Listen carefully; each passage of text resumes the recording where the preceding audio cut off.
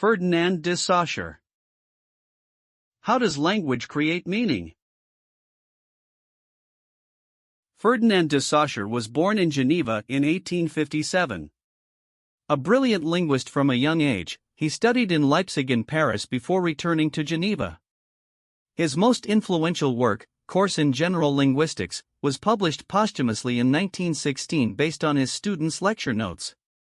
Saussure was frustrated with the historical focus of 19th-century linguistics, which prioritized tracing the evolution of words.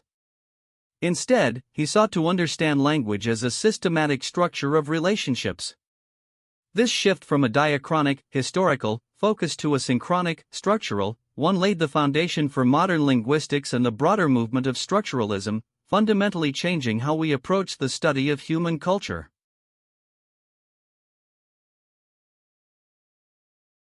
Language is not a collection of labels for pre-existing things but a system of signs. Each sign is composed of two inseparable elements, the signifier, which is the sound image or mental imprint of a sound, and the signified, which is the concept it represents. The relationship between these two is fundamentally arbitrary. There is no natural or inherent reason why the sound image tree should represent the concept of a leafy plant. This arbitrariness means that meaning is not derived from a world that already exists. Instead, the structure of our language actively shapes how we categorize and perceive reality. By focusing on the internal relationship within the sign, we move away from the idea of language as a transparent window onto the world and begin to see it as a complex, self-contained system of values.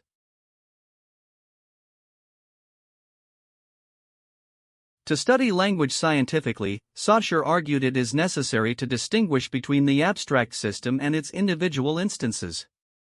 Langue represents the collective, social system of rules and conventions that makes speech possible, the shared grammar and vocabulary that exists independently of any single speaker.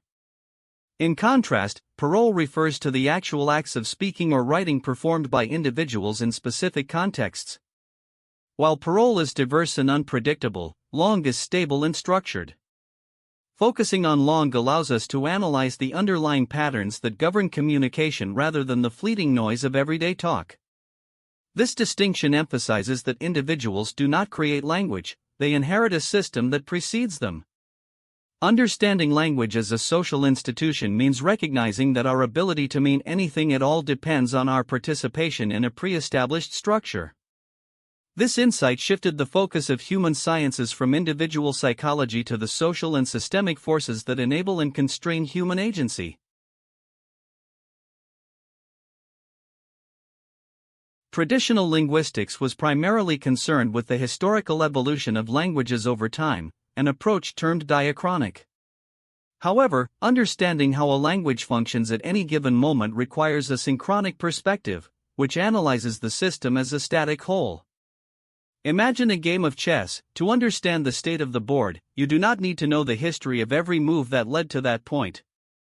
You only need to understand the current positions of the pieces and the rules that govern their relationships. Similarly, speakers of a language do not need to know the etymology of words to communicate effectively. They operate within a synchronic system where meaning is determined by the contemporary network of differences. By prioritizing the synchronic over the diachronic, we can uncover the structural logic that remains hidden when we focus solely on historical change. This methodological shift allowed for the rigorous analysis of cultural systems beyond language, such as kinship and myth, suggesting that a system's functionality depends on its internal relational logic in the present moment.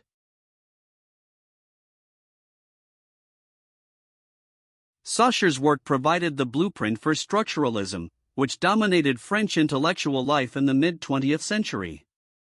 His emphasis on the relational nature of meaning influenced a wide range of disciplines, from anthropology and psychoanalysis to literary theory and sociology. By demonstrating that meaning is generated through systems of difference, he paved the way for thinkers like Claude Lévi-Strauss and Roland Barthes to analyze culture as a text composed of signs. Furthermore, his concept of the arbitrary sign challenged the traditional view of truth as a correspondence between words and things, a critique that was later radicalized by post-structuralists like Jacques Derrida. Saussure's legacy lies in the recognition that human reality is mediated through linguistic and symbolic structures. His insights continue to inform contemporary debates about the social construction of identity and the limits of representation, marking a pivotal shift from the historical subject to the structural systems that define our world.